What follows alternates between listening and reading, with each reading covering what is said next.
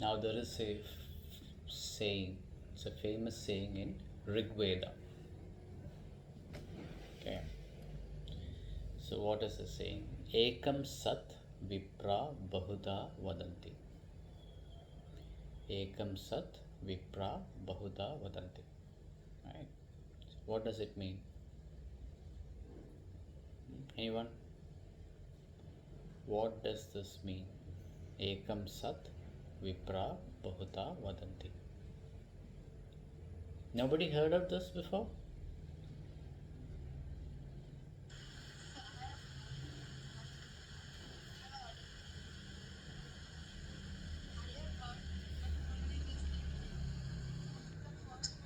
So after the celebration, Pardon, we could not hear you. hello?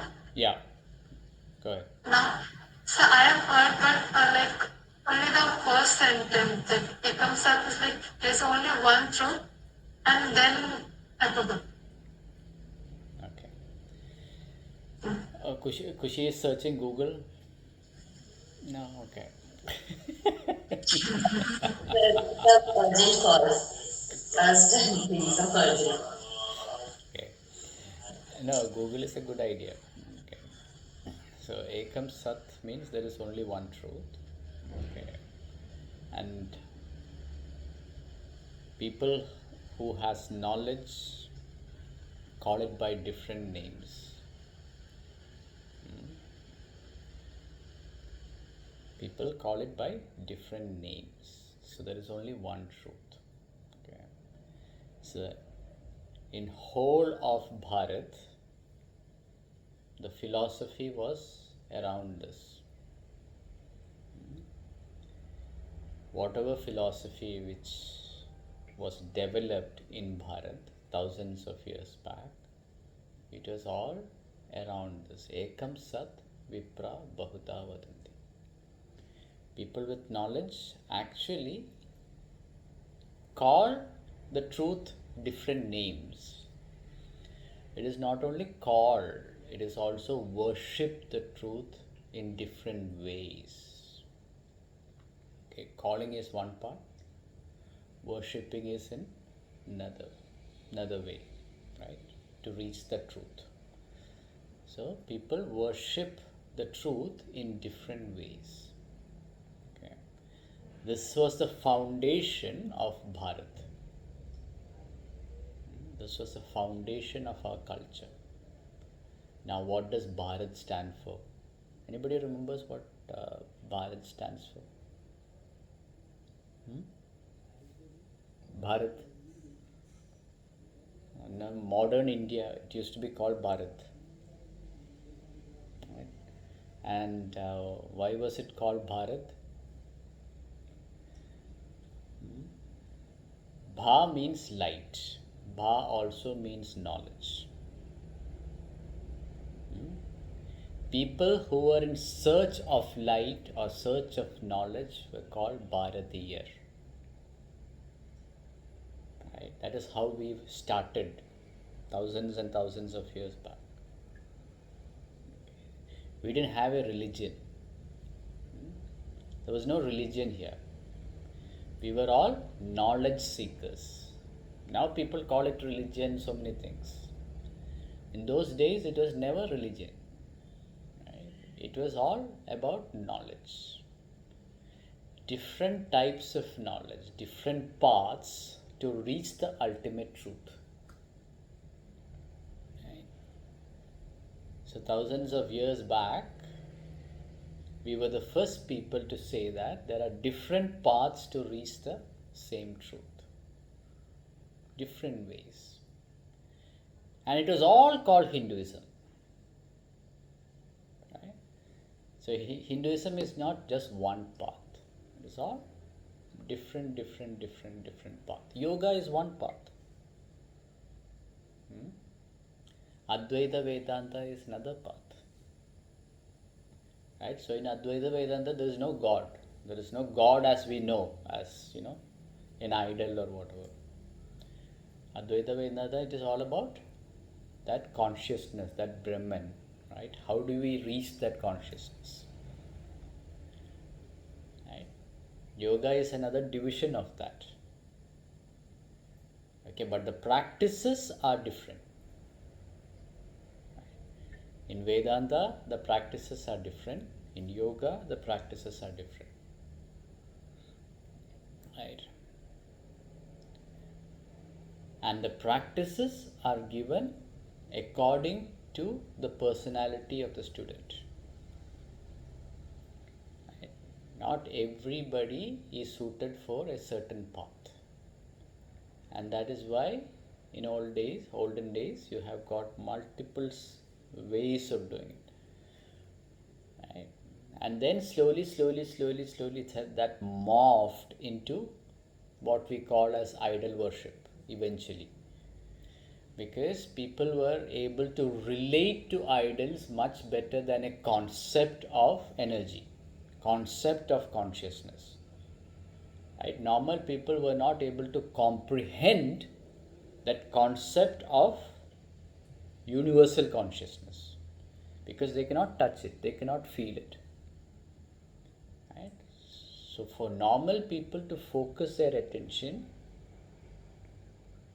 it is easier to see some form. Right? And then that form worship started. Right? And you have got different forms, right? If you go to North India, if you go to Kashmir, you have got Shaivism. Right? That is, in Kerala, you have got Shakta worship, Sri Vidya Upasana. Right?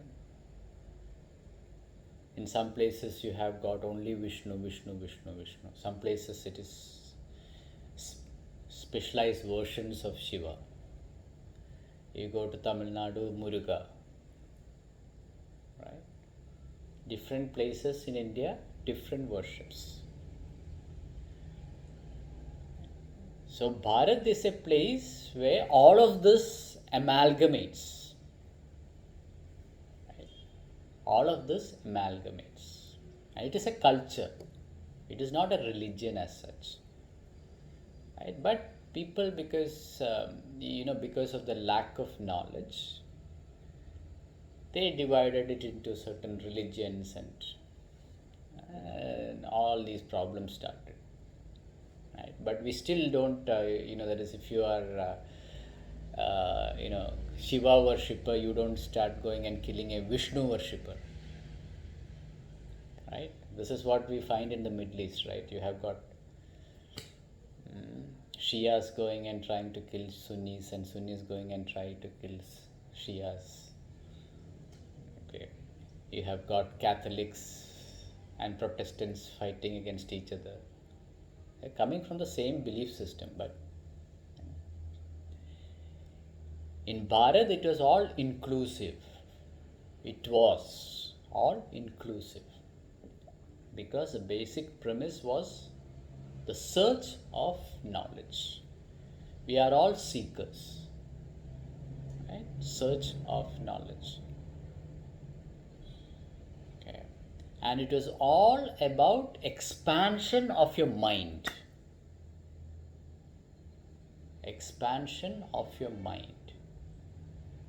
Right? It is not about, God as a person, and that person has given you so many rules, you have to follow the rules, and only if you follow the rules you will achieve that level of consciousness, or you become close to God. You have to follow the rules. Right? That type of God cannot be scientifically proven. There is no way anybody can prove it. Yeah, you can believe it. Right? You can believe that, okay, there is some God who has given a set of rules and you have to follow. If you follow those rules, you will go there to heaven. Right? But according to our culture, you are seeking knowledge. Knowledge of our mind itself. First, you need to understand our mind, right? First, you need to understand the consciousness. What is consciousness? Our little consciousness and that big consciousness which we call as the Brahman, the universal consciousness which encompasses everything, that intelligence which encompasses everything.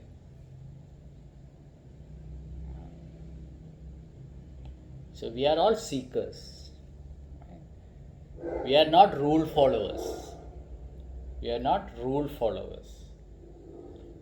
Right? We are all students. Students learning our own mind. How to understand our mind. How to understand the vicissitudes which is happening. Undulations of your mind. Right? How to keep your mind steady in any circumstance. How to control your senses. Don't be a slave of your senses. How you can control your senses. How you can help everyone around you. Sarvabhuta hiterada. Welfare of everyone around you. This is what Bharat stands for. This is what our culture stands for. This is the actual Hinduism. Right? It is a way of life. Right? Don't relegate it into a religion. Right? It is a way of life. It should not be relegated into a religion. Because if you look at it as a religion, within Hinduism itself, you will find thousands of sects, thousands of different ways of achieving the same thing. In Bhagavad Gita itself, if you read, you have got 18 ways, 18 different ways. Just in one book, 18 different ways of achieving the Brahman, or state of yoga. Right? This is just Bhagavad Gita. Right? So, all of us should remember this. We are all seekers. We are all Bharatiya. Right? And everyone has got a certain personality. And according to your personality, you should follow a path.